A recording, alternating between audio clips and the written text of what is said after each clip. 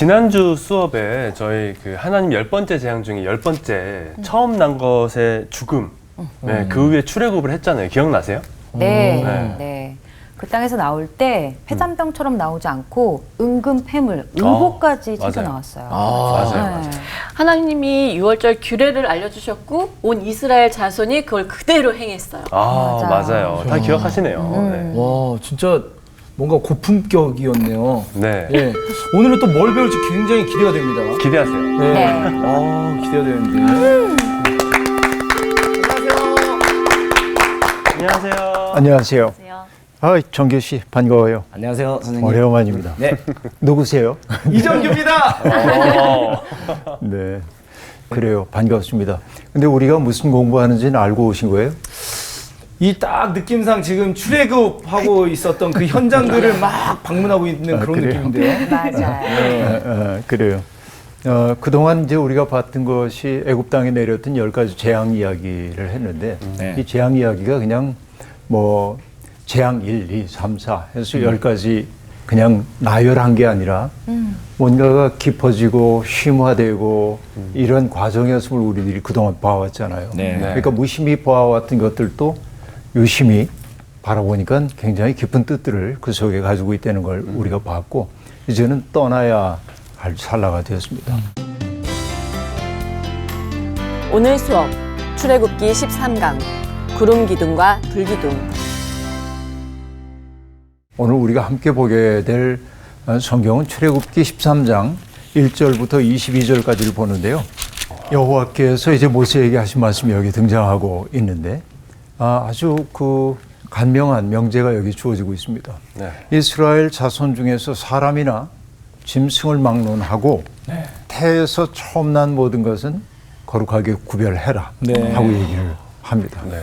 왜 그렇죠? 그것은 이는 내 것이니라 하고 얘기를 하고 있습니다. 네. 태에서 처음 난 것이 거룩하게 구별되어야 한다고 얘기를 하고 있습니다. 그러니까 우리의 생명이라는 게 하나님께 속해 있다는 사실을 이 맞이에 하나님께로의 귀속을 통해서 나타내고자 하는 것이라고 볼 수 있겠죠. 네. 그래서 우리가 흔히 거룩하다라고 한 말, 또 구별되었다라고 하는 말, 하나님께 바쳤다라고 하는 이 말은 동일한 계열의 의미를 이루고 있다고 얘기할 수 있습니다. 네. 거룩한 것이 바쳐지는 것이고 바쳐지는 것은 구별되는 것일 수밖에 없는 것이죠. 이게 동일한 단어 계열에 속하는데 이게 첫 문장부터 이렇게 등장하고 있습니다. 그러고 나서 이제 지켜야 할 규례에 대한 이야기를 하고 있는데 이제 유교병 먹지 말고 무교병을 먹으라고 하는 이야기가 등장하고 있는데 네. 그 근거로 얘기하고 있는 게 뭐냐? 너희가 애굽 곧 종되었던 집에서 나온 그날을 기념하여라 하고 말합니다. 네. 그러니까 무교병을 먹으라고 하는 그 이야기와 애굽에 종살이하던 그 시절로부터 하나님이 구원해 주셨던 사건이 같은 평면에 놓이게 됨을 알 수가 있습니다. 네. 자, 이게 이제 아주 중요한데요. 말이라는 게 언제나 해라와 하지 말라라고 하는 것으로 구성되어 있습니다. 네. 율법 조문이 613개 조문으로 되어 있다고 얘기를 하고 있는데 네. 하라라고 하는 계명이 248개, 하지 마라가 365개 이렇게 되어 있습니다. 그러니까 하라와 하지 말라. 근데 하지 말라가 조금 더 많죠? 네. 하지 말라가. 10계명을 봐도 그렇습니다. 부모를 공경하라, 안식일 지켜라, 긍정적 계명이에요. 네. 그런데 뭐예요? 살인하지 말라, 네. 간음하지 말라, 네. 도둑질하지 말아라, 네. 거짓 증언하지 말아라, 탐욕을 품으면 안 된다. 맞습니다.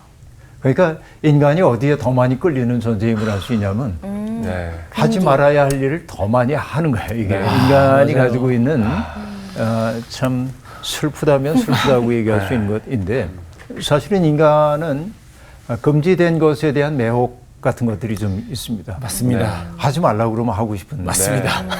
왜 그런지 그런 거 모르겠어요. 느껴요. 네. 근데 여기 이제 얘기가 곁길로 갔습니다마는 무교병을 먹으라고 하는 긍정적 계명을 여기서 뭐라고 얘기하냐면 유교병을 먹지 말라라는 부정어로 얘기를 하고 있습니다. 네. 네. 그러니까 그냥 무교병을 먹어와 유교병을 먹지 말라라고 한 말, 이 두 사이는 의미로 보자고 한다면 동일한 말인 것처럼 보입니다. 네.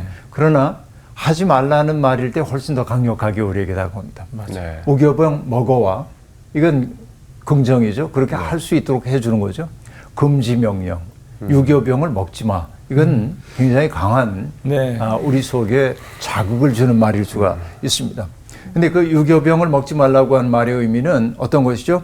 여호와께서 그 손의 권능으로 백성을 인도해 주셨기 때문이라고 얘기를 하고 있어요.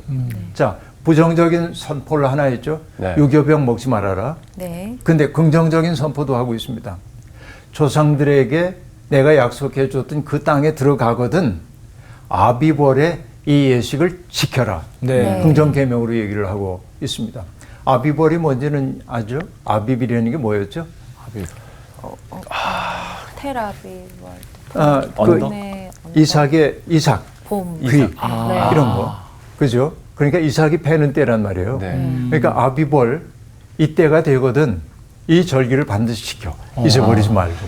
자, 처음에는 유교병을 먹지 말아라. 예. 네. 그런데 아비벌의 이 계명을 지켜라라고 얘기를 합니다. 네.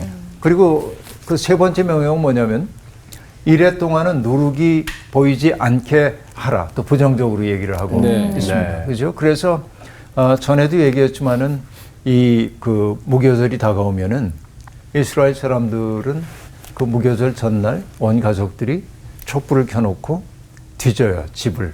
네. 아. 네. 묵은 누룩이 있는지. 네. 예. 그래서 그거를 갖다가 태웁니다. 아. 근데 이게 왜 중요하냐면은 자 가족 의례예요. 마치 성탄절이 되면 네. 크리스마스 시즌이 되면은 아이들과 함께 기독교인 가정들은 크리스마스 트리를 함께 만들잖아요. 네. 여기다 뭘 매달고 싶어? 그러면서 아이들과 하나의 문화를 만들어 가잖아요. 네. 이것처럼 그러니까 뭐 미국이나 이런 데서 크리스마스 트리 만드는 걸 보면은 오래 쓰고선 싹 버리고 그러지 않고 하나하나 모아두는 거죠. 네. 요거는 나훈 씨가 2019년에 우리한테 선물로 준 거야. 기억을 하는 거야. 네. 요거는 2020년에 성원 씨가 우리한테 선물로 준 거야. 그러니까 이야기를 네. 만들어가는 거야. 네. 크리스마스 트리를 만드는 행위는 단순히 트리를 만드는 게 아니라 나와 관련되어 있는 사람들의 삶을 기억하고 네. 함께 우리들이 이 축하하는 공동체 속에 속해 있다는 것을 느끼도록 만들므로 그러니까 어떤 삶의 리듬을 사람들 속에 가족들의 기억 속에 새겨 넣는 것이죠. 네. 그러니까 이 예식을 행할 때 누룩을 일일이 찾고 그런다는 게 해마다 하는 일이에요. 그러니까 누룩 찾는 때가 됐구나. 아. 그러면 이게 무슨 의미인지를 다시 한번 새기게 되고 네. 이걸 이제 가르치는 거예요. 그러니까 교육이라는 게 머리에서 머리로만 전달되는 게 아니고 공감각을 예. 통해서 몸의 오감을 통해서 배우는 게 오래 가거든요. 네. 네. 몸으로 배운 거 잊혀지지 않잖아요. 맞습니다. 네. 그러니까 종교라고 하는 것은 머리로만 배우는 게 아니라 그런 행위가 있어야함을 보여주고 있는데요. 그러니까 이래 동안은 누룩이 보이지 않게 해라 하는 얘기합니다. 부정의 얘기가 나왔죠. 네. 네. 그리고 그 다음에 뭐라고 얘기하냐면 너희 아이들에게 그 의례의 의미를 설명하라라고 네. 얘기합니다. 네. 자, 부정진술, 긍정진술, 부정진술, 긍정진술 이렇게 이제 구성이 되어 있음을 알 수 있습니다. 그러니까 하나님의 구원 행위를 기억해가는 방식으로 리듬을 지금 만들고 있음을 알 수 있습니다. 그렇죠? 그러고 나서 9절에 보면 이렇게 얘기합니다.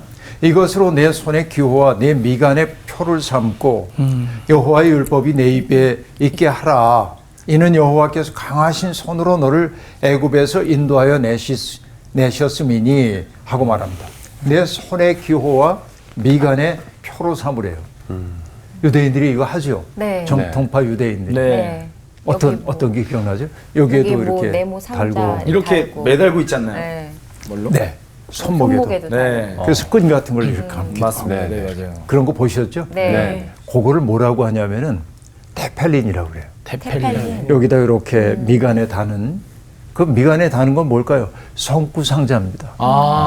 성경 말씀을 그 속에 작게 쓴 말씀이 그 속에 담겨 예. 있어요. 여기다 이렇게 붙여요. 예. 그 손목에도 그걸 감는 거예요. 예.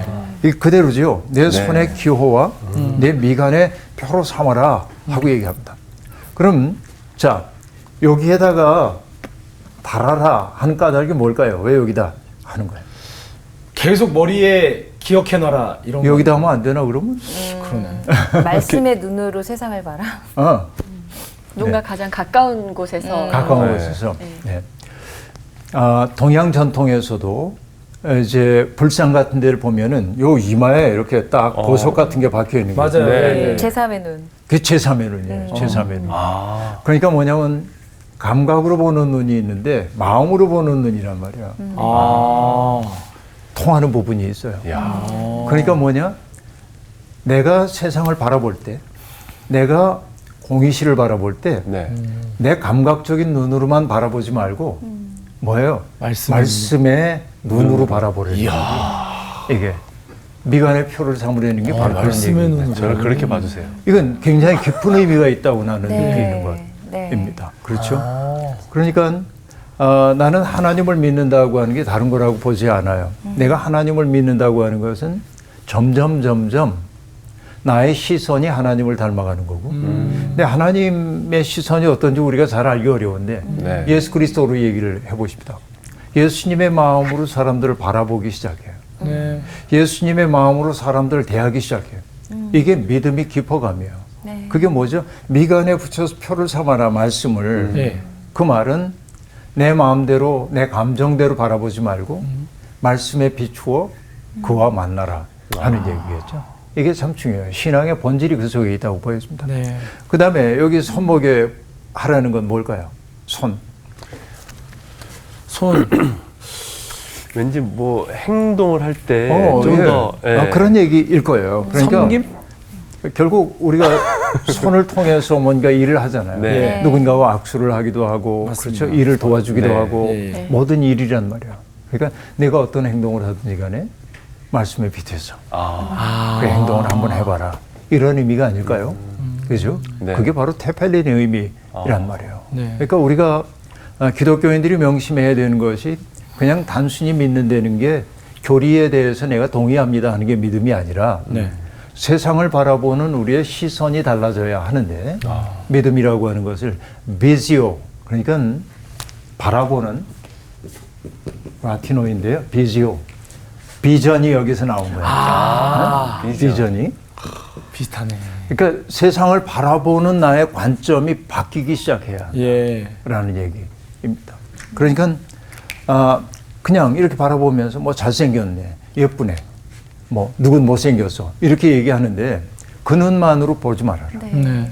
그러니까 잘생겼건 못생겼건 간에 그 사람 속에 있는 가장 깊은 걸 봐야죠. 네. 이게 이제 부정적인 형태로 나타난 것을 보고 예수님이 안타까워하며 하셨던 말씀이 뭐냐면 남의 눈에서 티끌을 빼겠다고 하는 자야.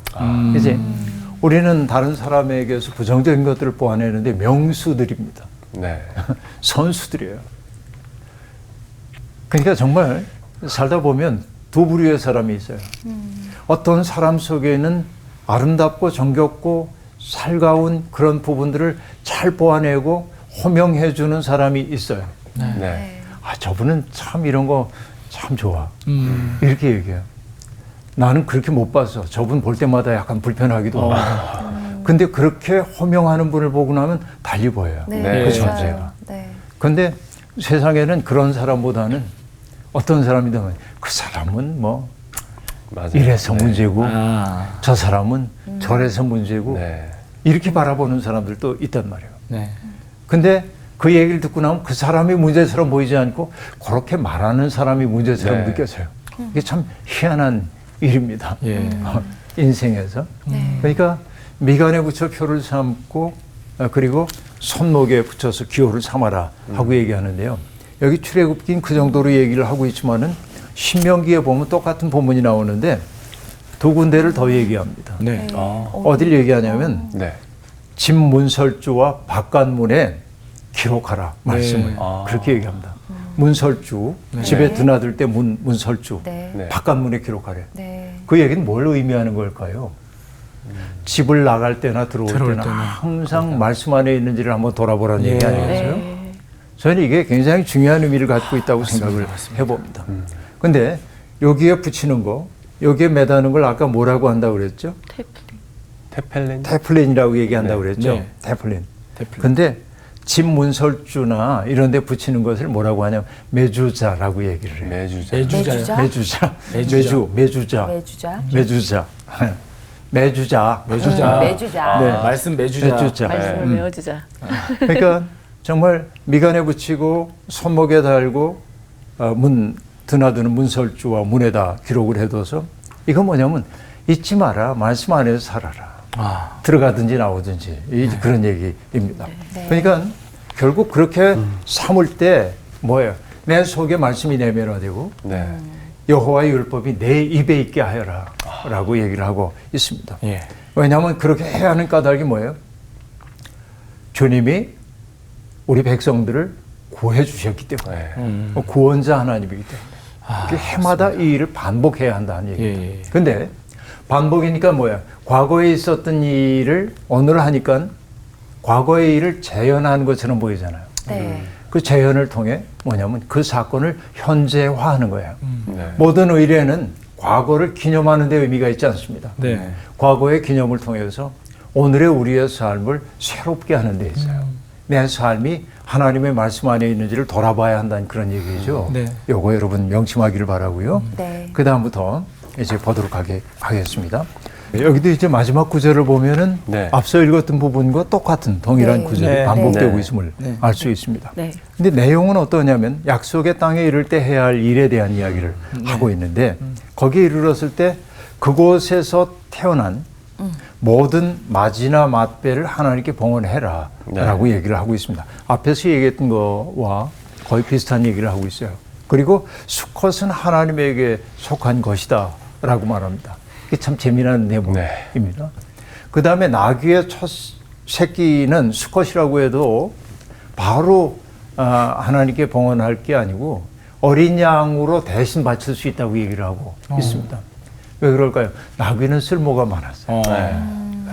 밥도 갈아야 되고. 이동도 해야 또 되고. 태워야 되고. 짐도 실어야 그러니까 어린 양으로 대속을 할 수 있다 이렇게 얘기를 하고 있습니다. 그러니까 출애굽기 본문에는 맞이를 대속하라는 말만 나오는데 속이란 말은 대신 값을 지불하는 게 대속이죠. 네. 출애굽기에는 어떻게 대속하라는 말이 안 나옵니다. 그런데 민수기에 보면은 성전 세겔 5을 내라고 규정해 놓고 있습니다. 그러니까 맞이를 위해서 하나님께 맞이를 드리는 표로 성전 세겔 5세겔을 내면은 태에서 나온 첫 자식을 하나님께 바치는 일이 된다고 얘기를 하고 있습니다. 여하튼 네. 그러면 여러분 왜 이런 대속 행위가 필요할까요? 생각해 봅니다. 그 대속 행위조차 하나님이 뭐 부족한 게 있어가지고 뭔가를 받으셔야 흐뭇한 분이기 때문에 아닙니다. 네. 그럴 리가 없잖아요. 하나님이 온 세계를 창조하신 하나님이 뭐가 부족하겠어요? 그렇죠. 그런데 대속을 하라고 하는 그 얘기 속에 담겨 있는 것은 하나님을 위한 게 아니라 우리를 위한 것이기도 합니다. 왜? 내가 누구에게 속한지를 잊지 말아라 하는 얘기야. 네. 그렇죠? 네. 그러니까 우리는 하나님의 백성이에요. 네. 내 소속이 어딘지에 대해서 잊지 말아야 한다고 얘기를 하고 있습니다. 네. 그러니까 내 소속이 어딘지를 잊어버리는 것을 뭐라고 얘기하는? 타락이라고 얘기한다. 그렇죠? 내가 누구에게 속한 존재인지를 알지 못하는 마음의 굳어짐이 곧 타락이라고 얘기할 수 있단 말이죠.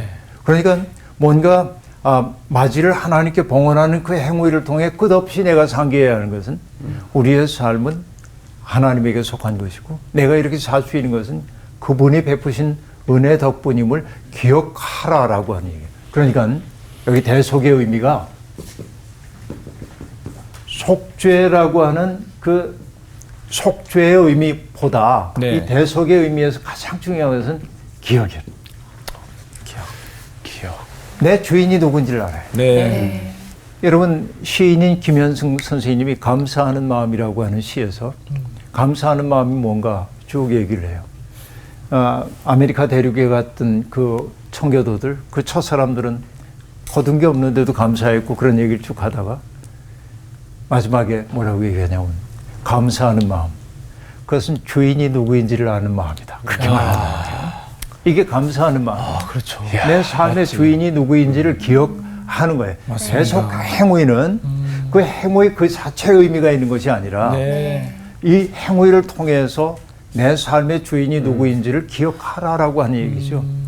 기억하라고 말하는 까닭이 뭐냐면 인간은 일수 잊어버리는 존재이기 때문에 맞습니다. 경각심을 갖지 않으면 언제나 잊어버려요. 맞습니다. 그러니까 우리가 뭐 어디 들어갈 때 마음과 나올 때 마음이 다르다고 이렇게 얘기를 하곤 하는데 네. 인간은 언제나 이제 그렇다고 얘기할 수 있습니다. 그래서일 거예요. 우리가 나치에 의해서 잔혹한 일이 20세기에 벌어졌는데 네. 네. 그래서 유대인 박물관에 가보면은 어떤 말이 있냐면은 용서하라 그러나 잊지는 말아라. Forgive, 맞아요. 용서하라, but not forget. 그렇게 말합니다. 우리가 끝없이 그 과거의 기억과 상처를 가지고 살면은 용서하지 못하면은 결국 힘든 건 뭐냐면 내가 힘들어. 용서하지 못하는 사람 자체가 창조적인 삶을 살 수가 없어요. 맞습니다. 그러니까 어떤 형태로든 용서를 해야 하는데 용서한다는 것이 과거를 망각해 버리는 것이어서는 안 돼요. 네. 망각하면은 반복되기 때문에 맞습니다. 그렇습니다. 우리가 어떤 행위를 계속 기억해야 하는 까닭은 동일한 사건을 반복하지 않기 위해서 그런 것이죠. 그 때때로 우리가 기억 투쟁을 해야 돼. 기억하기 위해서. 그런데 기억 투쟁 가운데 가장 효과적인 게 뭐냐면 종교적 의례예요. 종교적 의례 어려우니까 매주일 예배 드리잖아요. 예. 네. 결국 뭐예요? 예수 그리스도의 은혜를 우리가 돌아보잖아요. 매주마다. 네. 이게 기억이에요. 일종의. 이런 얘기입니다. 근데 예술 작품들도 우리에게 뭔가를 기억시켜 주기도 합니다. 피카소가 게르니카라고 한 그림을 그려서 20세기 전반부에 인류가 저질렀던 참혹한 일을 고발을 합니다. 네네. 그 스페인에 프랑코라고 하는 독재자가 있었습니다. 네. 그래서 그 독재에 항거하는 사람들이 국제적 연대를 이루어서 막 싸움이 벌어지고 있었어요.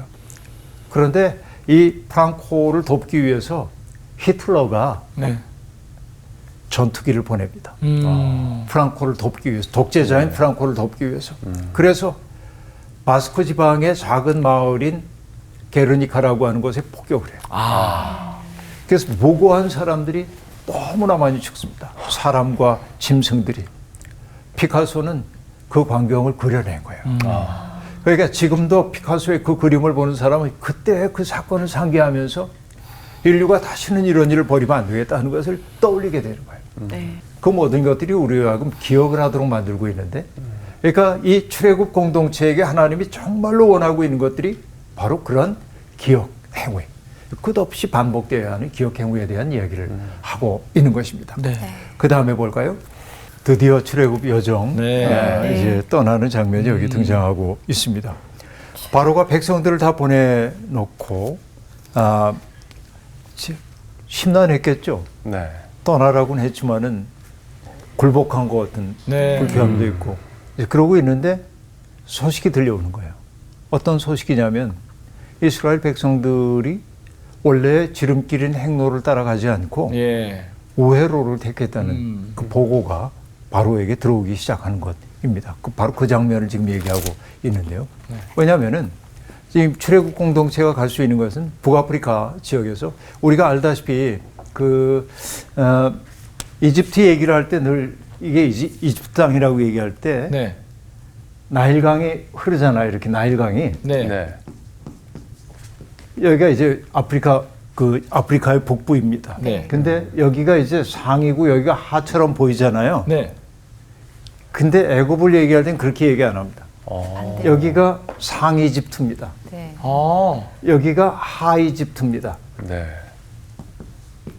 왜 그러냐면 나일강이 이렇게 흐르기 때문에 그래요. 바다로. 네.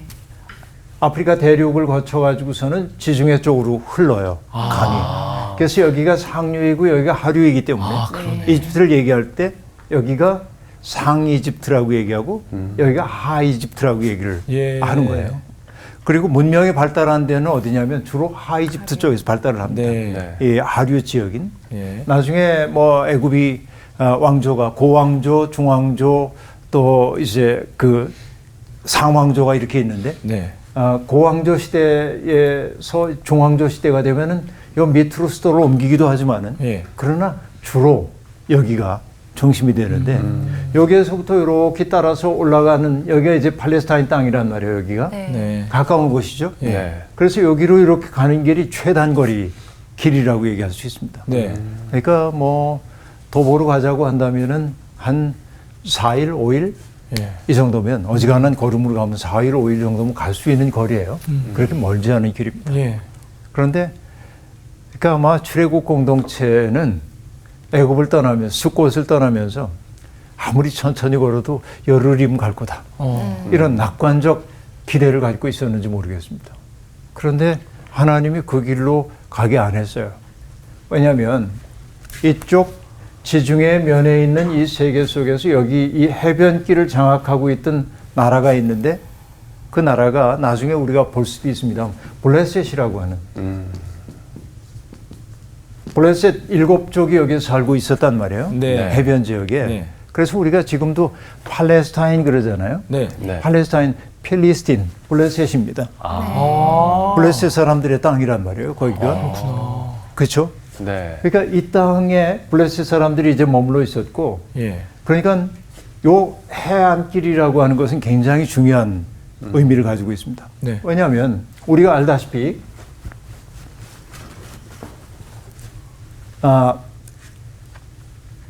메소포타미아 문명권이 있죠. 네. 여긴 어디를 뜻하냐면은 요프라테스 강과 네. 티그리스 강이 네. 흐르고 있는 지역을 메소포타미아 지역이라고 그래요. 네. 메소포타미아의 뜻은 뭐냐면 두 강 사이의 땅 그런 뜻이에요. 이 강과 이 강 사이의 땅이에요. 네. 그리고 여기 메소포타미아에서 세계 최초의 문명이 세워집니다. 가장 오래된 문명이에요. 여기가. 그 다음에 문명 얘기할 때가 이집트 문명입니다. 예. 네. 그러니까 여기 메소포타미아가 이렇게 있고 이집트가 여기에 이렇게 있어요. 그러니까 이 두 세계가 충돌할 수 있는 지점이 어디냐? 팔레스타인 쪽에. 시리아 팔레스타인. 그러니까 여기서도 애굽을 정벌하기 위해서는 이렇게 내려왔고 애굽도 메소포타미아를 압박하기 위해서 이렇게 올라갔단 말이에요. 그러니까 이 지역이 굉장히 중요하죠. 네. 그게 전쟁의 땅이에요. 아, 진짜 그러네요. 여기가. 위험하다. 진짜. 그러니까 애굽의 입장에서도 뭐냐면은 여기에 뭔가 이 사람들이 남아할 때 막을 수 있는 방어 진지를 만들어야 되잖아요. 네. 그게 거기에 아주 강력한 군사 요새 같은 것들을 만들어 놨단 말이에요. 거기가. 그래서 그 수에즈 지협, 수에즈 운하라고 여러분 들어보셨죠? 네. 지중해하고 홍해를 연결하는 거기인데 그 지역을 따라 가지고서는 방어 진지를 구성했어요. 애굽이. 그걸 뭐라고 하냐면 호루스의 장벽이라고 얘기를 하는데 이 호루스라고 하는 건 뭐냐면 이 이집트의 신화에 의하면은 저승의 신인 오시리스와 예. 그 아내인 이시스 사이에 태어난 아들이 호루스입니다. 네. 근데 이 호루스는 주로 어떤 모습으로 형상화되고 있냐면 매의 모습으로 매의 모습으로 만들어져 있습니다. 그런데 고대 애굽의 주신이었어요. 최고 높은 신 가운데 하나입니다. 그래서 바로의 왕권을 지켜주는 존재로 여겨져요. 호루스가. 네. 그래서 이집트의 조각을 보면 바로 뒤에 여기에 매가 탁 있는 모습 보여져요. 그 호루스가 지켜주고 있는 걸 뜻해요. 그러니까 여기에 호루스의 장벽이라고 하는 군사 진지를 탁 만들어 놓고 있는 거예요. 네. 그러니까 하나님이 생각하실 때 출애굽 공동체에 여기 가다가 이들과 만약 전쟁이라도 벌어지면 전쟁에 누가 이길까요? 여기는 전쟁에서 숙련된 사람들 배쳐놨을 거 아니에요. 그렇죠. 그러니까 이스라엘은 참담한 패배를 경험하게 되고 의기소침해지고 그럴 수 있는 거죠. 그래서 하나님이 하셨던 일은 뭐냐면 여기에서부터 쭉 남하해서 이렇게 우회하는 길을 택한단 말이에요. 이게 40년이 걸렸던 까닭이 바로 이런 데 있다고 얘기할 수 있겠는데요.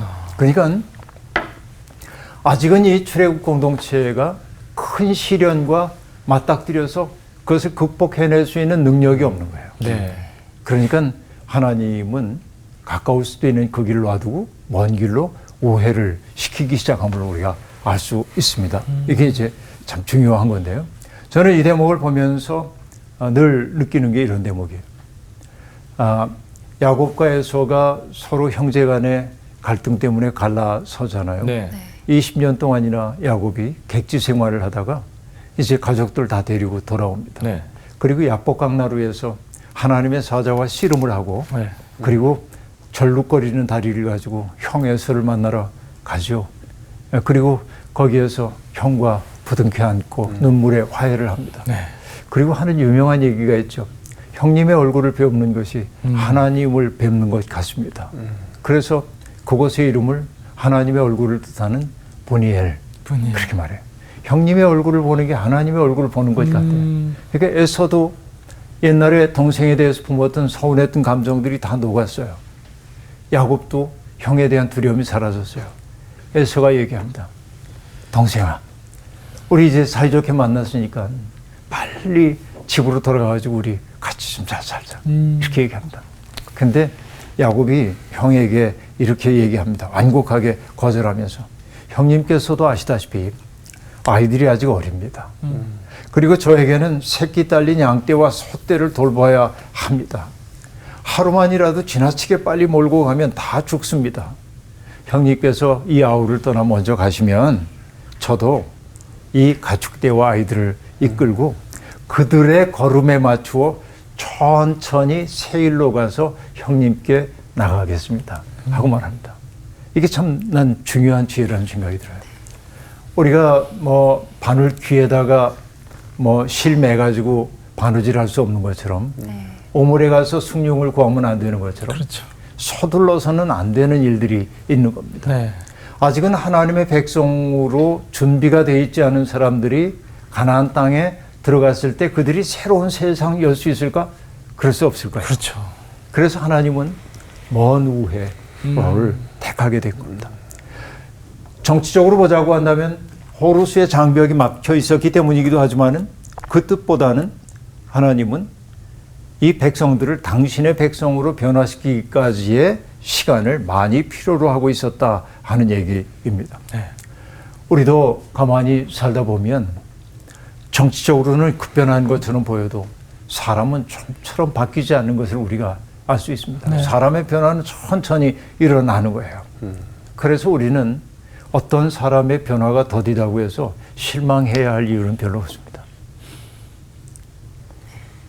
신뢰만 하면 돼요. 결국은 변화될 거다.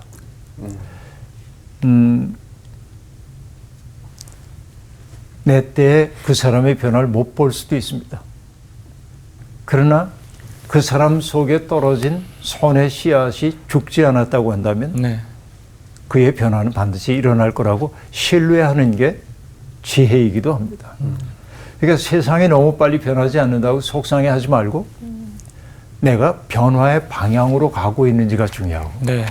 내가 가고 있는 변화의 그 방향이 진실하고 아름다운지를 먼저 생각을 해야 하겠다 하는 얘기. 예. 그러니까 너무나 많은 사람들이 요즘 헐떡헐떡 살고 있어요. 네. 그래서 우리는 욕망과 충족 사이의 거리가 과거에는 뭔가 내가 얻고 싶은 게 있을 때는 욕망이 발생하게 되면은 그걸 얻기까지 기다려야 하고 네. 네. 그렇죠. 기다려야 하고 그 기다림의 시간이라고 하는 게 결국 기대의 시간이었고 그리고 이 기대를 채워가는 데서 행복감을 느끼고 그러는데 네. 그러니까 욕망의 충족 사이의 거리가 즉각적으로 이루어지는 게 아니라 지연되죠. 그렇죠. 이 지연된 시간 속에 기대와 행복감 같은 것들이 있었단 말이에요. 네. 네. 그런데 뭐냐면 욕망이 발생하면 즉각적으로 충족되지 않으면 자기가 불행하다고 느껴요. 나는 이런 조급증이 불행이라고 생각해요. 그 조급증 자체가 불행이다 맞습니다. 하고 생각을 이제 하고 있는데요. 그러니까 욕망과 충족 사이의 거리가 짧으면 짧을수록 감사는 사라지고요. 행복과 만족감도 사라집니다. 예. 그래서 요즘 아이들을 보면서 제가 뭐 아이들 탓하기는 어렵지만은 부모들이 애들 사랑하니까 원하는 걸 즉각 해준단 말이에요. 이게 익숙해지니까 자기의 욕구가 좌절될 경우에 난 불행해라고 느끼는 거죠. 네. 어쨌든요. 이렇게 하나님은 우회로를 이렇게 돌게 하십니다. 근데 여기에 굉장히 출애굽 모티브에서 중대한 이야기가 하나 등장합니다. 그건 뭐예요? 바쁘잖아요. 지금 빨리 네, 가야 하는데 19절에 보니까 모세가 요셉의 유고를 가졌으니 하고 얘기합니다. 네. 유고를 또 언제 수습하셨대요, 진짜. 이게. 왜냐하면 요셉이 이스라엘 자손에게 맹세하게 했거든요. 네. 하나님이 반드시 너희를 다시 찾아오실 텐데 네. 내 유고를 여기서 가지고 나가라. 네. 요셉이 유언으로 했거든요. 네. 맞아요. 근데 그것을 지켰다는 거예요. 그럼 이건 그런 에피소드가 이루어졌네 이렇게 볼 수 있죠. 네. 뭔가 함정이 있는 것 같은 저는 이게 중요한 이게 대목 계속 같은데. 말해서 말로 전달이 되지 않았을까요? 네. 자, 여기 중요한 얘기는 뭐냐면 출애굽 사건이 네. 하나님이 아브라함과 이삭과 야곱과 요셉에게 주셨던 약속과 연결된 하나님의 약속에 대한 이행임을 보여주는 징표가 유고를 가져가. 요걸인 거예요. 창세기에서 계속해서 하나님이 네. 너에게 이런 땅을 주실 거야 네. 하는 약속을 하셨죠. 맞아요. 네. 그리고 요셉의 유언은 하나님이 반드시 찾아와서 우리를 이 땅에서 데리고 가실 텐데 약속의 땅으로 네. 그때 내 유골도 가지고 가 하고 얘기를 했어요. 그러니까 출애굽 사건과 창세기를 연결하고 있는 게 요셉의 유골이에요. 그렇구나. 굉장히 중요한 네. 의미를 갖고 있다고 얘기를 할 수 있습니다. 그죠? 자, 형제 간의 갈등 때문에 굉장히 어려움을 겪었던 요셉. 네. 애굽으로 팔려가기도 했죠. 네. 그러나 나중에 요셉은 깨닫게 됐어요. 우리의 가족들을 구원하기 위한 하나님의 계획 속에서 이 사건이 벌어졌다고. 그러니까 형제들의 행위를 정당화하기 위한 것이 아니고 그런 형제들의 행위를 통해서 하나님은 그 백성을 구원하시는 길을 삼은 거죠. 네. 마치 십자가라고 하는 게 불의한 자들이 예수 그리스도를 죽이기 위해 썼던 불의의 도구이지만은 네. 하나님께서 불의의 도구를 구원의 문으로 삼으셨던 것처럼 인간의 그릇된 행위까지도 하나님은 당신의 구원사를 위한 도구로 쓰시기도 한다는 얘기죠. 네.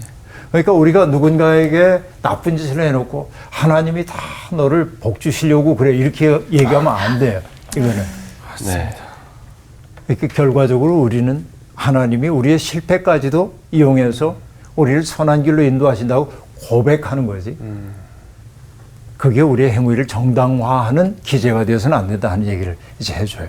하고 싶어요. 네. 그리고 이제 떠났습니다. 숫곳을 떠나서 광야 끝에 에담의 장막을 치게 됐고요. 여호와께서 그 백성을 인도하시는데 어떻게 했다고 얘기를 하죠? 낮에는 구름 기둥으로, 기둥. 밤에는 불기둥으로 불기둥. 그들을 인도하셨대요. 네. 그럼 여러분 어떤 이미지가 떠올라요? 기둥이니까 쫙 올라가는데 기둥이 쫙 돌면서 이렇게. 되게 따뜻했을 것 같아요.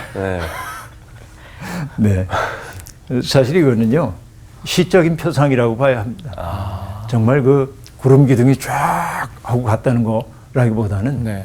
그러니까 하나님의 임재를 상징할 때 네. 하나님이 짙은 구름 속에서 모세를 부르시고 그렇죠. 하나님이 안 보여요. 이걸 뭐라고 했냐면 구름 속에서 부르셨다고 얘기한단 말이에요. 그렇죠. 하나님은 파악할 수가 없어요. 그런데 파악할 수 없지만은 아까 얘기한 대로 밤에는 불기둥처럼 우리를 인도해주고 있고 네. 따뜻하게 보호하면서 낮에는 뜨거운 해가 우리를 괴롭히지 못하도록 구름으로써 우리를 보호해 주시고 네. 이게 불기둥과 구름기둥이라는 표상으로 나타난 것으로 봐야 하겠죠. 시편 104편에 보면 이런 말씀이 등장합니다. 주께서 옷을 입음같이 빛을 입으시며 하늘을 휘장같이 치시며 물에 자기 누각에 들보를 얹으시며 구름으로 자기 수레를 삼으시고 바람 날개로 다니시며 이게 다 시적 표현이죠. 네. 그러니까 하나님의 아름다우심, 하나님의 위대하심 이걸 인간의 표현으로 표현하려니까 우리가 알 수 있는 이미지를 동원할 수밖에 없는 거고. 네. 그러니까 불기둥과 구름기둥이라고 하는 것은 바로 그런 이미지라고 얘기할 수 있겠고 이 이미지를 개념화한다고 한다면 네. 어떤 말이 될까요? 주께서 우리와 함께 하십니다. 네. 임마누엘. 네. 그러니까 임마누엘이라고 하는 그 우리의 고백을 가시적으로 형상화해 놓은 것이 구름기둥과 불기둥이라고 얘기할 수 있겠다. 이렇게 얘기할 수 있겠습니다. 그렇죠? 네. 오늘도 주님은 우리를 불기둥과 구름기둥으로 인도하십니다. 그렇죠? 네. 맞아요. 내가 정말 떼약변 밑을 걷는 것처럼 고통스러울 때, 내가 어떻게 할 바가 없을 때 하나님은 보이지 않는 손으로 나를 이렇게 가려줘가지고 내가 거기에 지치지 않도록 해주시고, 맞습니다. 내가 말할 수 없는 마음의 시림과 초이 때문에 어쩔 줄 몰라 할 때 하나님은 따뜻한 손으로 우리를 감싸 안아주셔가지고 견디게 해주시죠. 이게 구름 기둥과 불 기둥이죠. 여러분, 오늘도 우리와 함께 하시는 주님이 인도하심을 믿고, 그렇죠? 힘을 내서 네. 우리에게 주어져 있는 인생 멋지게 살 수 있길 바랍니다. 고맙습니다.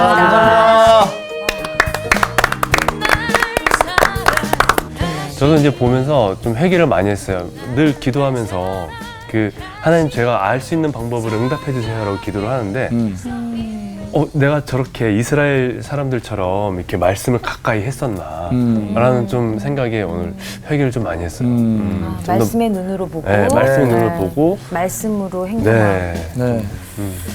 좀 더 기억하고, 네, 기억해요. 가까이 두고, 네, 네. 나가면 좋을 것 같아요. 기억 매주자. 투쟁하러 가시죠. 네, 가시죠. 매주자. 예. 매주자. 아주 그냥 딱